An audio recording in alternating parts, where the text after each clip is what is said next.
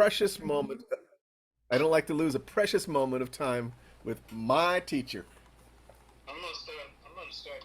I got something up in front of this meeting is beginning to record.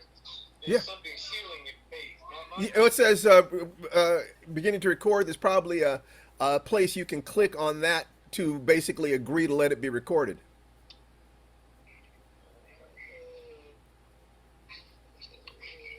Oh no, Connie, come and look at this. I gotta get rid of this. Got it. Just hit, come there, click that, got it. Move it. First thing, go here. Wait.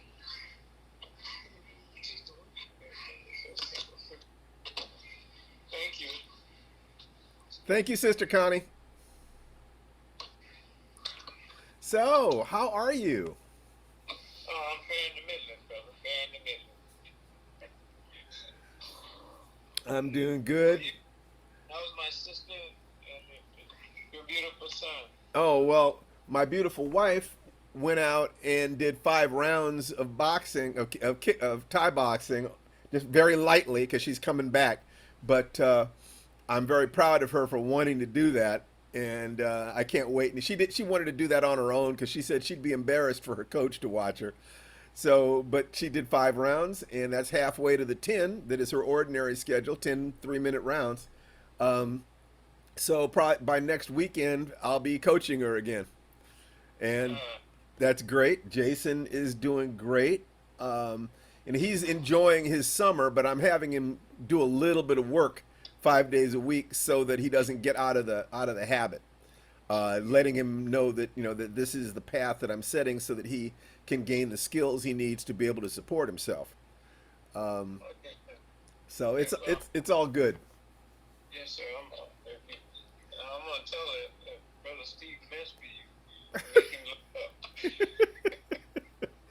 up. Hey, did you know that Mike Tyson has done a set of instructional videos on his peekaboo boxing style? No, no. I heard that something about that, but I didn't see it. Yeah, I'm gonna send you. I will send you a link to it because I'm telling you, it's the real deal.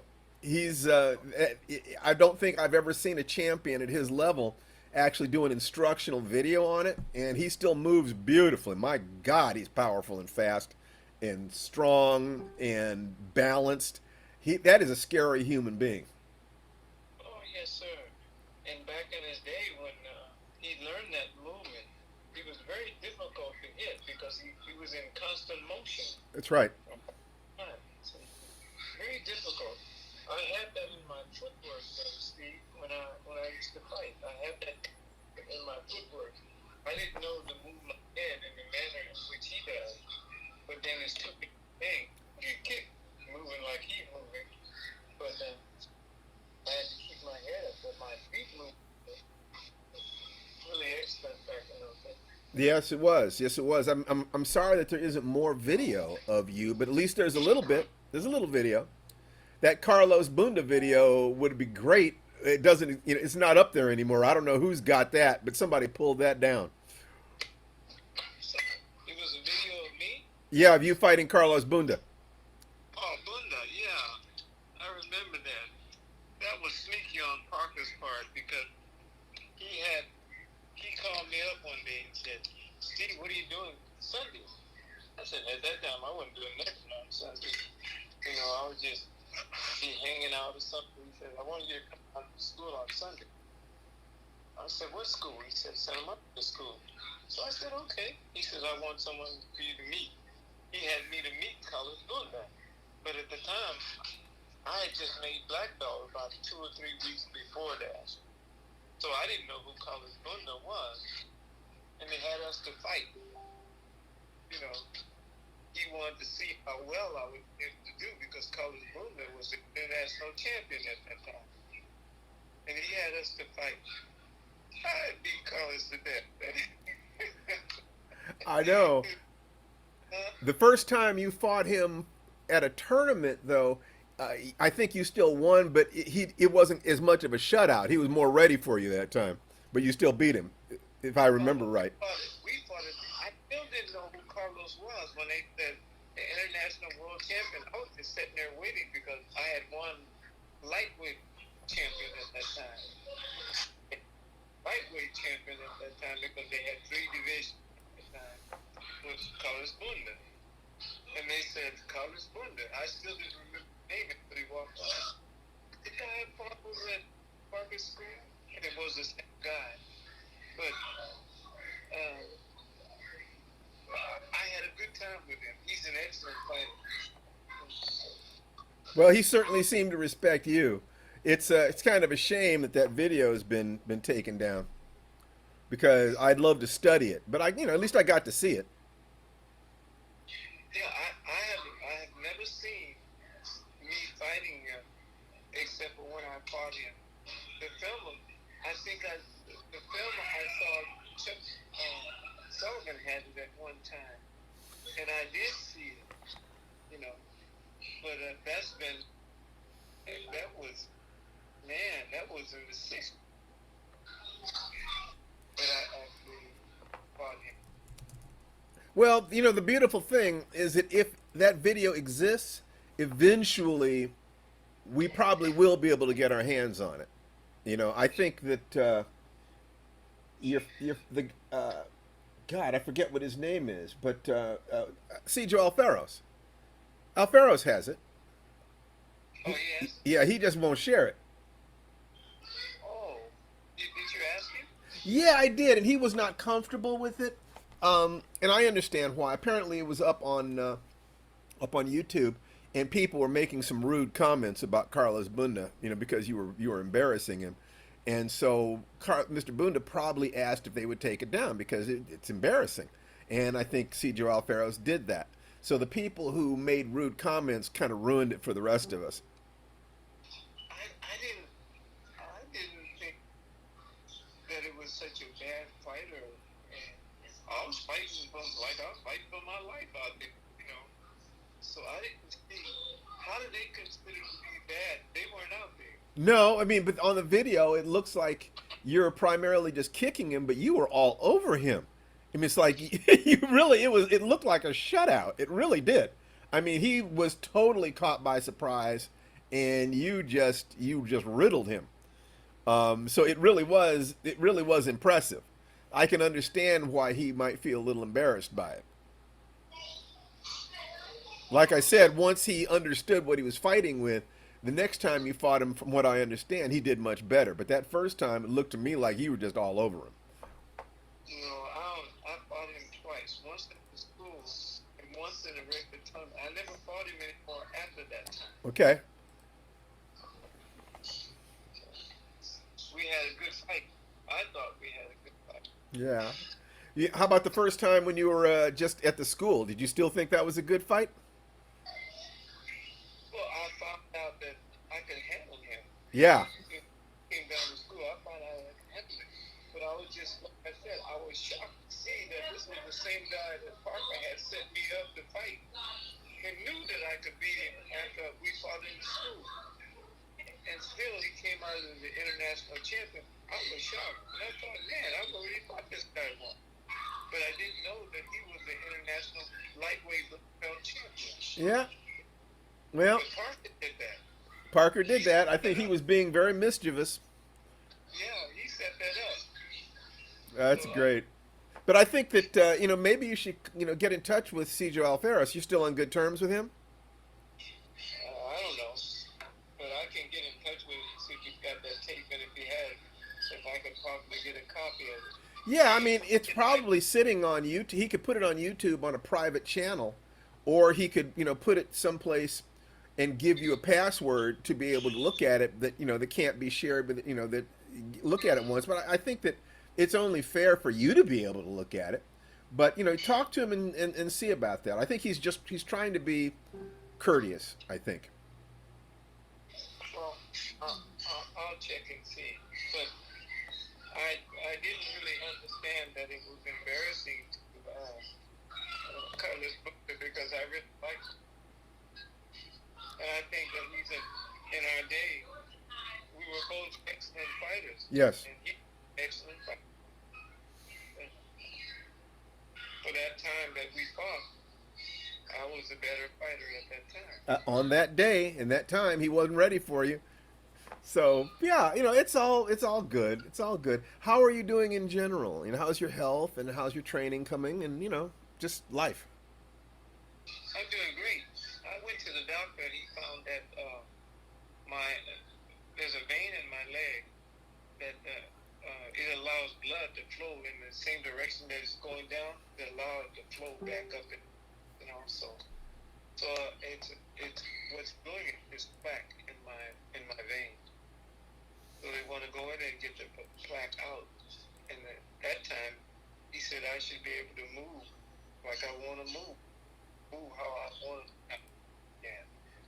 So I'm gonna have that done I'll be up in LA and on the 12th, 13th. Well, actually, they're on the 11th, 12th, 13th, and 14th. I'll be there at Long Beach for the international. Yeah, well, I want to come down for your seminar, and to have a chance to see you and so forth and so on. And also, we're going to be moving probably in the next month, 6 weeks, so it's going to be very, very busy.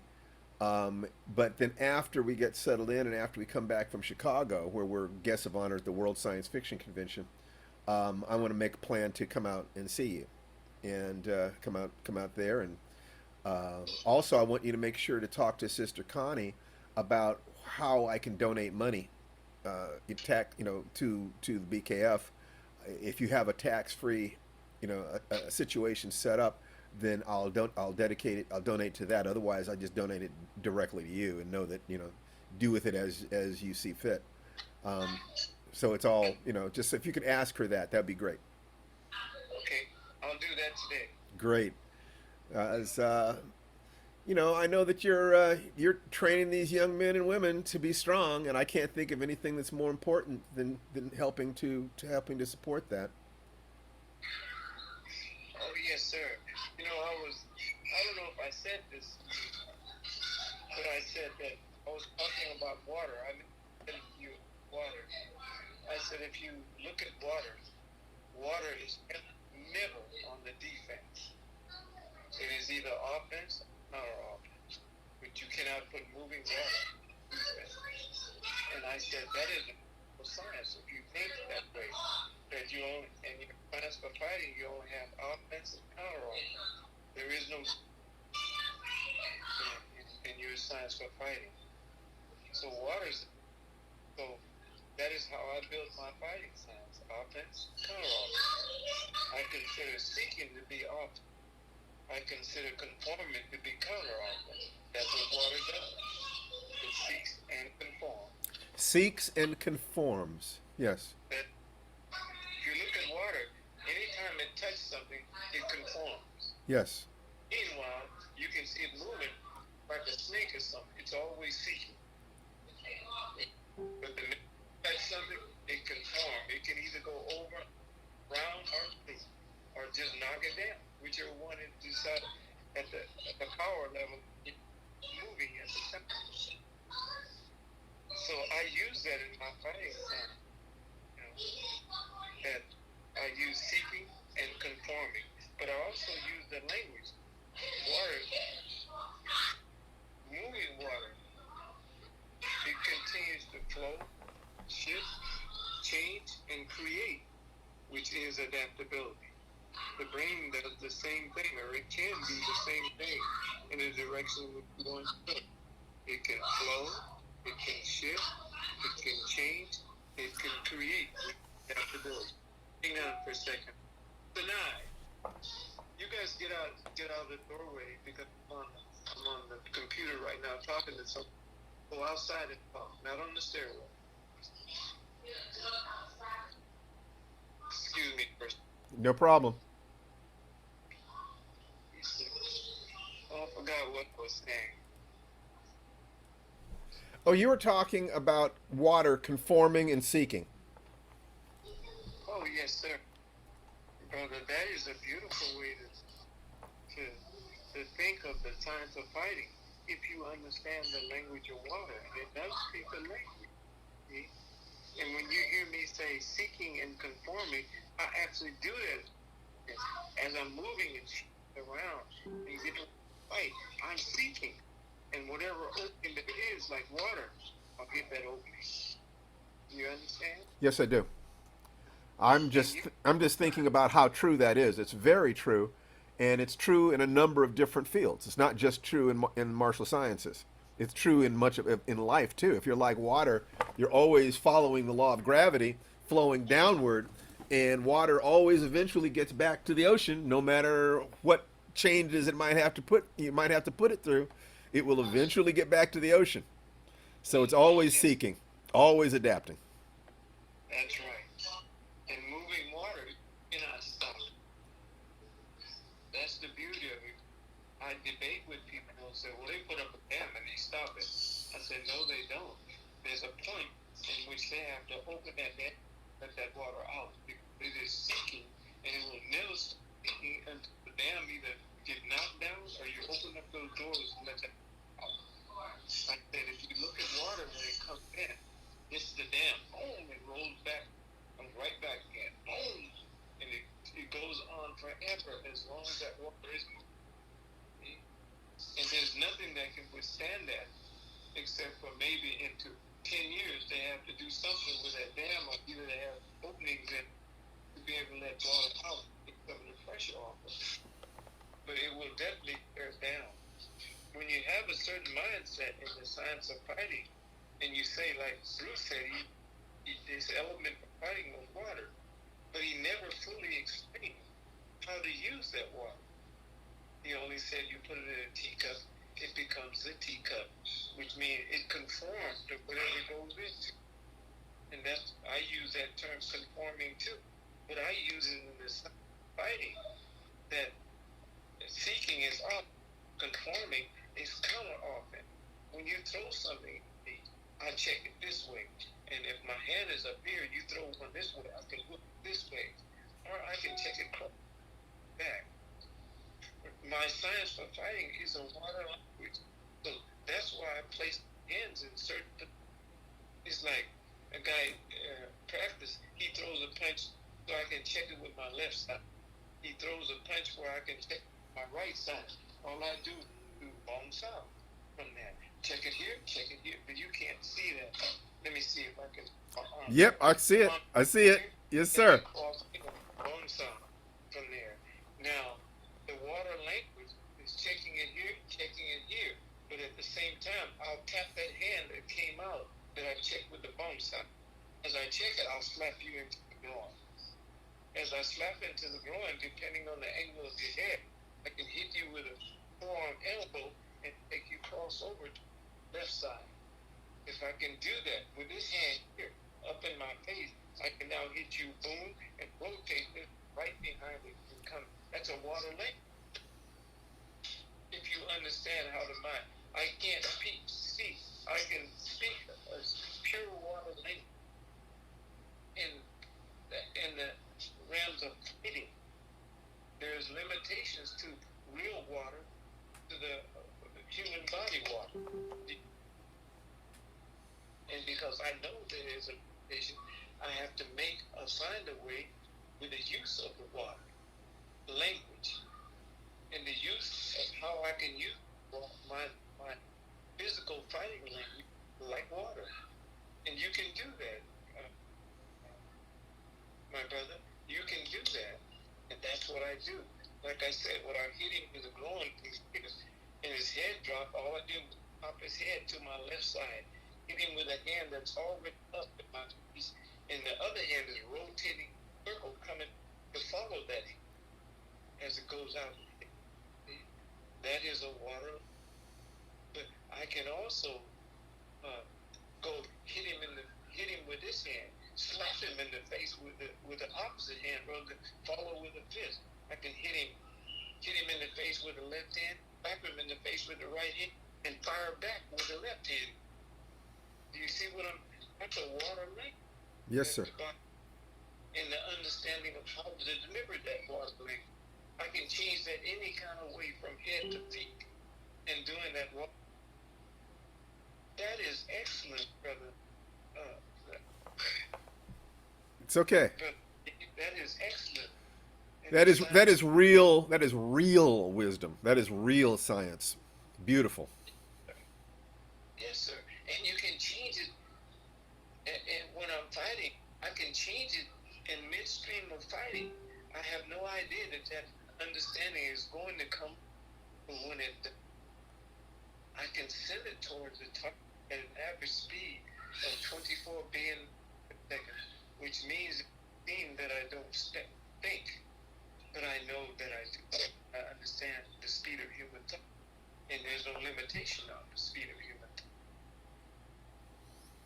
So when I fight, I see, I identify, and as long as I can see it, identify, I can attack it, or I can do what we call conforming to his offer. Lovely. Did when you knew Bruce Lee, how many times did you guys get together to spar? Oh, I don't remember, but it was in a span of about close to a year, and I would say within close to that, sometime every week in a month. Then sometime it was every weekend. Then it might go back to every weekend again. We would train, and we would train for about 3 hours. Was it a lot of fun? Oh yes, he when he would spar with me, he would always say, "How do you come up with that information?" I said, "The same way you come up with your information." How He how said, did you come up with your with what? with my information, which Inf- means fighting information. yes. How do I know that? Which did you change around? And he says, I can see, Steve. He says, someone has taught you to use both your hands. I said, I taught myself to do that because I jammed my thumb in fighting one day. Couldn't use my right hand at all. So I had to go put my right hand forward and use my left hand. Usually I put my left hand forward because I was right handed. But I had to become left-handed just to be able to fight because I couldn't use my right hand. Anytime you touch, even when I blocked, it hurt because I had jammed. So I became ambidextrous way, and that's why I taught children to be ambidextrous when they fight because I could fight from either side. Or well, whatever you push me to is the side I will come back at you with. That is excellent in fighting when you can go ambidextrous and become even-handed, left or right. Whatever you can do right, you can do left. Whatever you can do left, you can do right. Sometime on my left, I had to kind of change it a little bit to get it off for whatever reason it was, because it wasn't exact.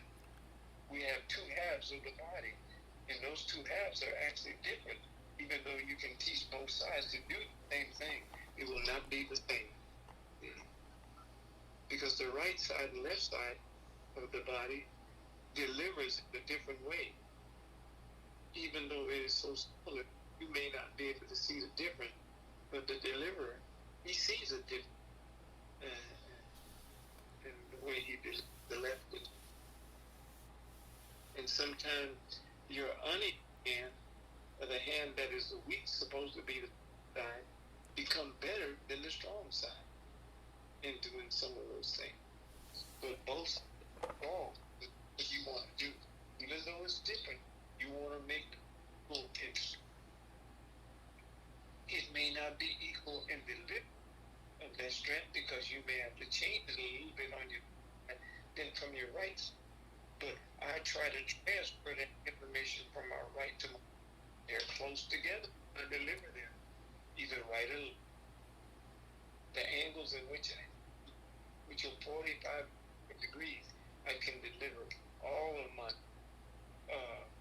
power that I can possess from my left side. I can deliver all. I can deliver from the right side too. So even though I deliver from the left, it may be turned a little bit brighter than the one on the right because there's two halves of the body. I understand that now. And they are not equal. But they can become equal or they can evolve into perfection to be able to do whatever you want to do, even though it may be a little off, if you understand what to left. But the power is still. I find that sometimes working on your weak side makes your strong side better. It does, because you have to pull information from your right side to give to your weak side, which is normally your left side. But once you get it, then the brain actually starts tweaking movements and you deliver with, and it will actually, the left side delivers, but it may slightly different than the right side, if you understand what I'm saying.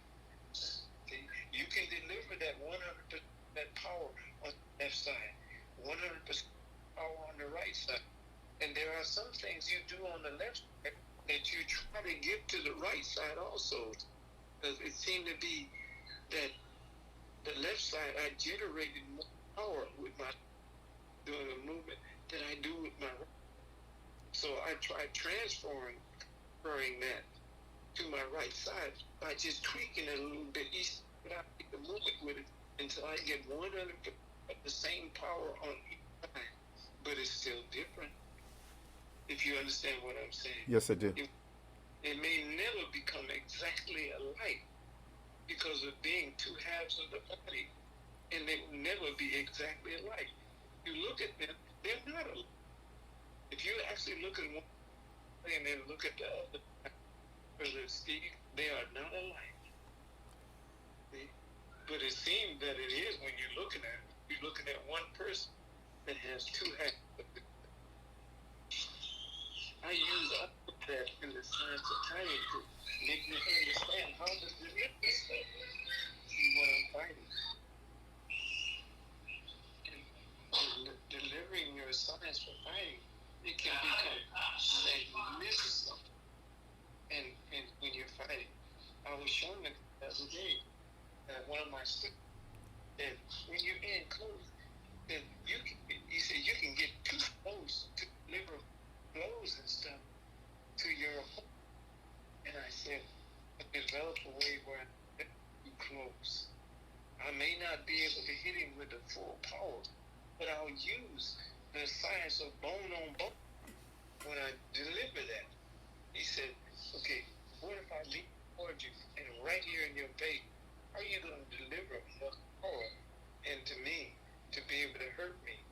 And all I did was kind of peck him with a forearm just below my wrist. And he said, well, that wouldn't hurt. I said, it would if I generated power with it, even though it's a short distance. And I said, if I want to hurt more, we'll take it down to the elbow and to tap it into your face, bone on bone. You know? He said, touch my face with the bone. He goes, whoa, hit me on my bone. He said, you can probably break that at that short distance. That is true. So each day I learn how to deliver. And sometimes it's not breaking, but it is pain enough to make you move or shift or turn or do something that will give me an advantage over you. Do you understand what I'm saying? And the brain is making me to do that. That is magnificent. But you have to train constantly. I mean, every day you got to think of this stuff in order to new and better movements. Able to put inserts and those little tapping into the face or hitting him with an elbow. It's just setting him up so I can fight him with 12-inch fighting. That's right. Your 12-inch fighting science, right? And even if I have to go up, down, or up, I'm gonna get my 12-inch fighting science, so I can hit you with not 90 or 80 or 70 or 99, 100% of the power in which I can generate from that. I'm gonna put that on your body or on your face or wherever I get that power to. But it will not be 100%. That's fighting, Brother Steve. That is fighting using the mind of the Creator. And you cannot do any better than having the mind or use of the Creator, which in my understanding of my religion is Allah, which means God. Yes, sir. So I use and I call on the Creator every time I get ready to fight. Call on Him help to make me be successful. and overcome. Even though and become violent, I still call on that. I'm not the initiator of that violence. Do you understand? Yes. So therefore, I feel that I could call on him. Now, if you're sparring with a friend or in the school or you're in a tournament, then it's not a matter of violence. You're two warriors testing your skills so that both of you can get better. In that case, what do you ask God for then? Not to hurt the other person, but to do your best, perhaps? Oh no, I never even thought about asking him in that way. I only ask him to allow me to be successful in in in the direction in which I want to go. But I didn't know Allah the same as I know him now. Back in the days when I was fighting, Yes. so I just said little things, and you use the word call. I guess that I did. I would say, God, let me be successful. My endeavors to become the champion. But I already knew that the contact was going to be a contact, that I was not physical fight. So I didn't ask him to overcome like I do when I became a police officer, when I worked in protective service. I asked him to allow me to overcome whomever I met. And he did. That makes sense. It makes a lot of sense. What have you been over in the last week or so? What have you been teaching your students? Is anything specific? Uh, no, just angular movements. And I'm getting better at teaching those angular movements. And I'm taking the angular movements, switching them and changing them around.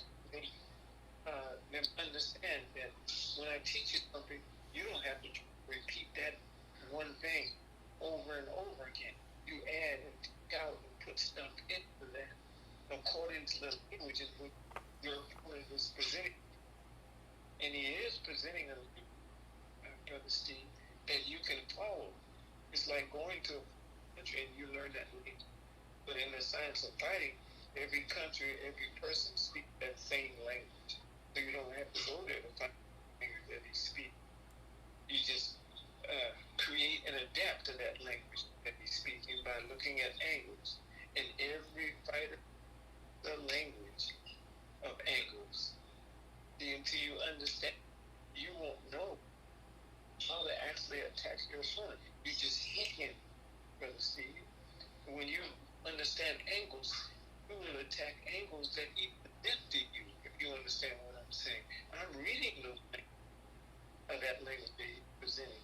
If I throw a punch at he's sharp enough to lean his head to the side, I throw a punch, I just slap it because I read that language.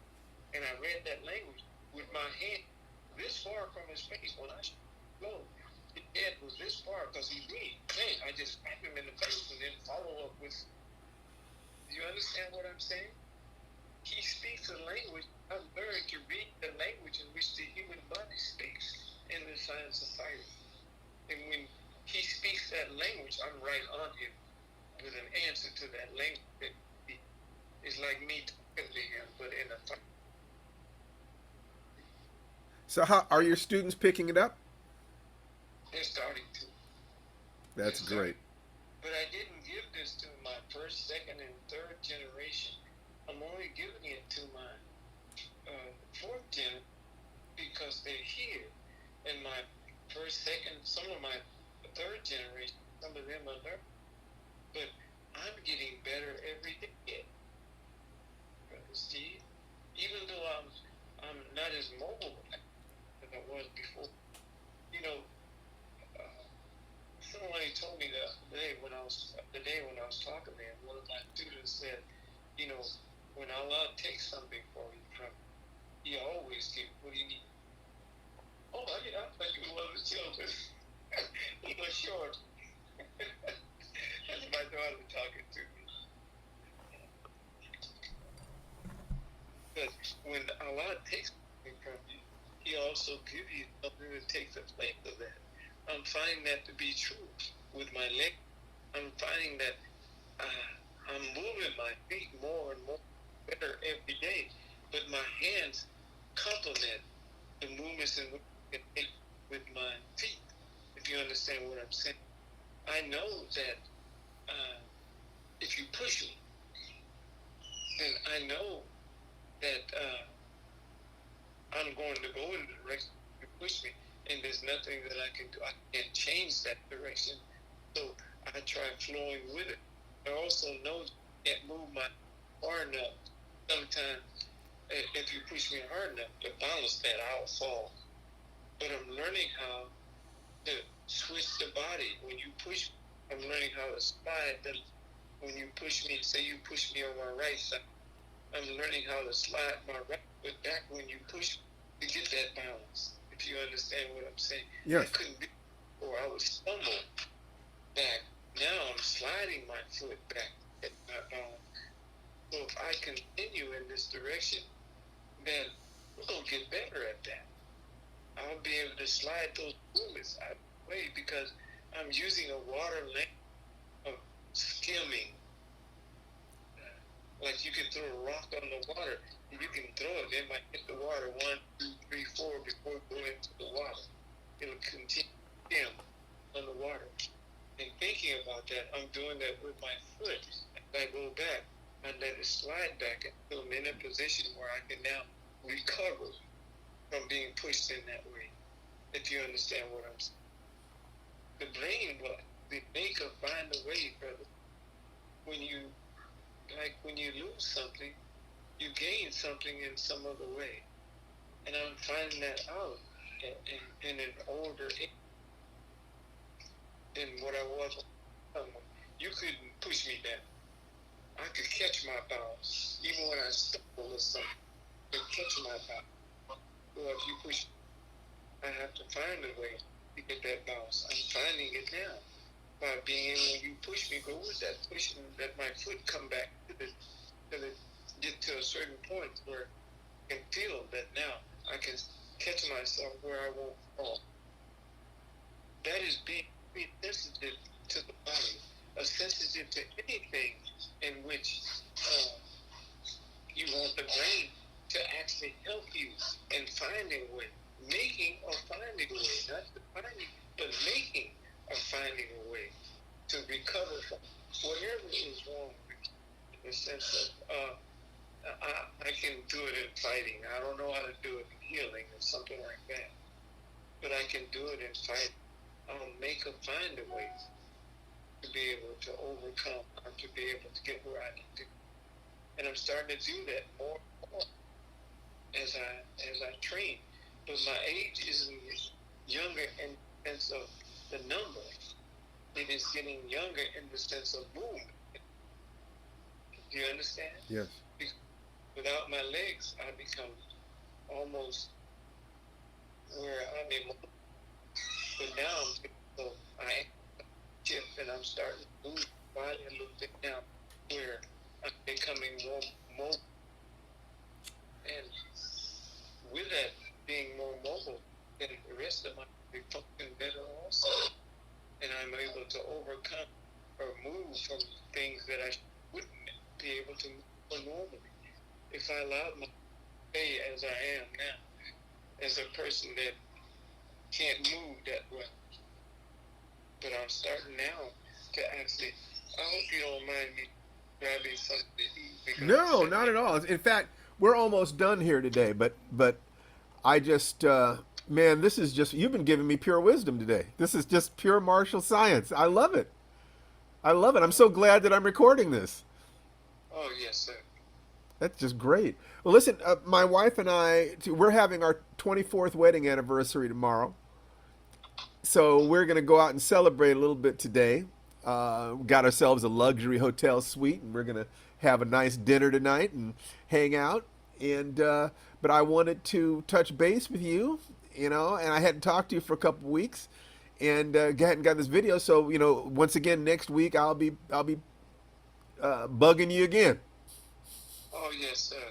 And please tell my beautiful sister one love and congratulations. Absolutely, and the same to your beautiful wife, Steve. I'm so glad that you guys have each other in life. It means all. It makes me very happy, sir. Oh yes, sir. So you take care of your family, and I will speak to you again soon.